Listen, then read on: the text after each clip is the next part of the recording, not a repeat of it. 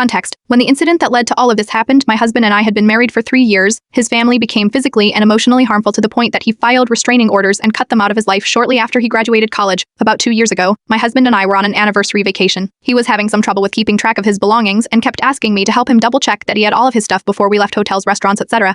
I honestly have a hard time with doing that because my family was basically a group of fully independent people who lived in the same house, while he came from a more communal home where everything was done as a team task and everyone checked on each other to make sure everyone had what they needed. Vacations aren't really his thing, so he lets me plan them all to my liking, and very rarely makes many requests for them at all, EDIT. He doesn't refuse to help. It's just that I have way more I care about on vacations than him, so he lets me call the shots for them. It's kind of what I prefer. He made a request to make sure we went to one restaurant in particular during this particular vacation, which was to a town I had been to many times before. I hadn't checked to make sure said restaurant would be open on the day that I had planned to go there, and sure enough, we pulled up to find out it was closed. He got pretty upset with me because he couldn't believe I hadn't done my due diligence to ensure we did, the only thing I asked for on this entire trip. He started to tell me that when he and his family used to plan trips, they'd call and check hours of desired places. Between his insistence that he wished I could operate more communally like his family did, and getting so mad about this restaurant, I'd gotten fed up with being compared to others and snapped at him. Do you want to go back to your family if you hate the way I do things so much? He was stunned silent, got up and walked out of the car and down the road from our hotel until I finally called him around 30 minutes later. In the moment that I said that, I wasn't thinking about the context in which he had moved on from his family or anything like that. I was only trying to make the point that he could find people whose ways he preferred if he didn't like my ways.